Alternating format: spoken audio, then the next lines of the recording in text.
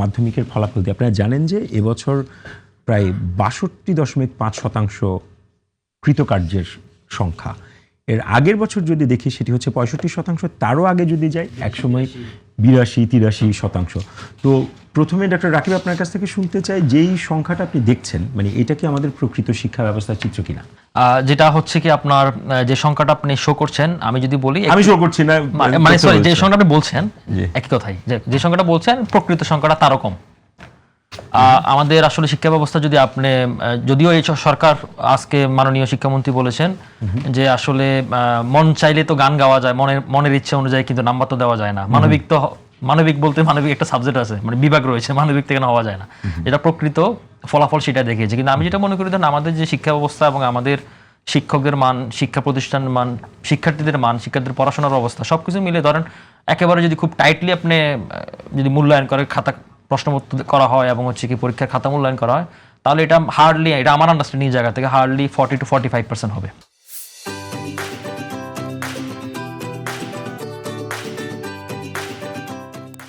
তারপরেও সরকার, মানে একটা নতুন সরকার আসছে, আসার 5-6 মানে 2 মাসের মধ্যেই পরীক্ষাটা শুরু হয়েছিল এপ্রিল মাসে, সরকার ক্ষমতা নিয়েছিল ফেব্রুয়ারিতে। তো 2 মাসের মাথায় পরীক্ষাটা শুরু হলো এবং 6 মাসের আগে একটা পরীক্ষা, পাবলিক পরীক্ষা, যেটাতে সারা বাংলাদেশের সকলের একটা দৃষ্টি থাকে। তো সেই জায়গা থেকে সরকার চাইলে অনেক বড় করে অ্যামাউন্টটা দেখাতে পারতো, ভলিউমটা দেখাতে পারতো। তো সরকার সেই জনতুষ্টিবাদী জায়গায় গেল না, কারণ আমরা হাসিনার আমলে দেখেছিলাম যে ধরেন 83, আপনি যেটা বলছিলেন 83 লক্ষ লক্ষ IMGP5 ও সব GP5, হ্যাঁ। তো আমাদের GP5 এর মানে স্ট্যান্ডার্ডাইজ ছিল, GP5 কমেছে, হ্যাঁ। তো সেই জায়গা থেকে সবকিছু কমেছে এবং শুধু তাই না, তো সেই জায়গা থেকে আমি মনে করি ধরেন এই জায়গা থেকে সরকার বেরিয়ে আসছে এবং আমাদের প্রকৃত শিক্ষার মূল্যায়নটা হওয়া উচিত। কারণ আপনি সার্টিফিকেট, আমরা এরকম অনেক দেখেছি IMGP5 ওলা সার্টিফিকেট ওলা আমাদের এই টোটাল যে মানে শ্রমবাজারে, কর্মসংস্থানের বাজারে এটা একটা বড় একটা বিদ্রুপ প্রভাব ফেলে। তো সেই জায়গা থেকে এটা কিন্তু সরকার আস্তে ধীরে এটা থেকে বেরিয়ে আসার প্রবণতা, এবং সরকারের মোটামুটি আগামী 4 বছর মানে প্রথমবারের মতো শিক্ষাবর্ষটা চলে যাচ্ছে, পরবর্তী যে 4 বছরে যে শিক্ষাবর্ষ থাকবে সেখানে সরকার আরও নতুন নতুন সিদ্ধান্ত নিতে পারবে। কিন্তু এখানে অ্যালার্মিং কিছু বিষয় রয়েছে। এক নম্বর হচ্ছে ধরেন এখানে 6 লক্ষ, প্রায় 6.5 লক্ষ থেকে 7 লক্ষ শিক্ষার্থী ফেল করেছে। তো শিক্ষার্থীদের ভবিষ্যৎ কি আমরা কিন্তু এখনো জানি না। এবং আরেকটি অ্যালার্মিং বিষয় আমরা সবসময় দেখি, ধরেন যারা পাস করেছে তাদেরই বা ভবিষ্যৎ কি এই শিক্ষা নিয়ে?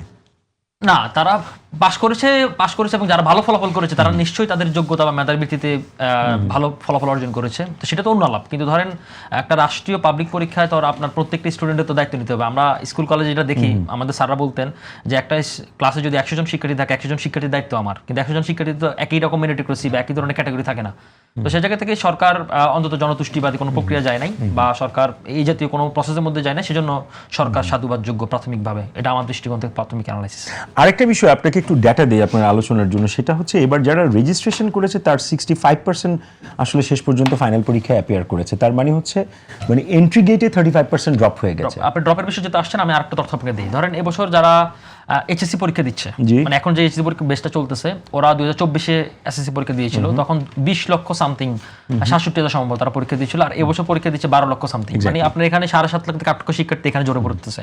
এবং এখানেও আপনি একটা এন্ট্রির কথা বলছেন, এবং যারা ফেল করছে, এবং যারা ফেল করছে তারা বেশিরভাগই দেখবেন আর পুনরায় শিক্ষা জীবন থেকে ধসে পড়ছে। আমরা কিন্তু আমাদের সরকার কিন্তু অলরেডি একটা উদ্যোগ নিয়েছে, গতকালই মনে সম্ভবত ড্যাবের প্রতিষ্ঠাবার্ষিকীতে বলেছে যে নারীদের শিক্ষা স্নাতক পর্যন্ত ফ্রি করা হবে। কিন্তু করা হলো আপনার এই যে টোটাল যে স্ট্রাকচারটা, কারণ আমাদের ধরেন ঢাকা একটা ভালো শিক্ষা প্রতিষ্ঠানের যে মানে শিক্ষার মান, সেটা কিন্তু ধরেন প্রত্যন্ত অঞ্চলে কিন্তু একই অবস্থা না।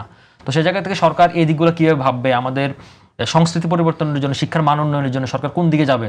যেমন আমাদের মাননীয় শিক্ষামন্ত্রী প্রথমে যখন তিনি দায়িত্ব নিয়েছিলেন, উনি কিন্তু নকল বন্ধের দিকে যখন যাচ্ছিলেন মানে খুব ট্রলের শিকার হচ্ছিলেন। কিন্তু ধরেন নকল বন্ধ করলে যে শিক্ষার মানটা উন্নতি হবে বা শিক্ষার মানটার মানে গ্রেডটা আপগ্রেড হবে, সেটা কিন্তু আপনি বলা যায় না। কারণ আমাদের এখন যে জেনারেশন থেকে চলে গেছে, আপনি নিজে একটা ইউনিভার্সিটি টিচার, আপনিও বিদেশে ভাষা অনেক শিক্ষার্থীদেরকে শিখান, তো আপনি বিষয় আরো ভালো জানেন। কিন্তু আমি এটা আলোকপাত করি বিষয়, সেটা হচ্ছে ধরেন আমাদের যেটা মূল থাকে আমাদের শিক্ষা ব্যবস্থার যে মূল ত্রুটি, সেটা হচ্ছে আমাদের শিক্ষা ব্যবস্থাটা হচ্ছে বি প্র্যাকটিক্যাল না, বি প্র্যাগম্যাটিক না।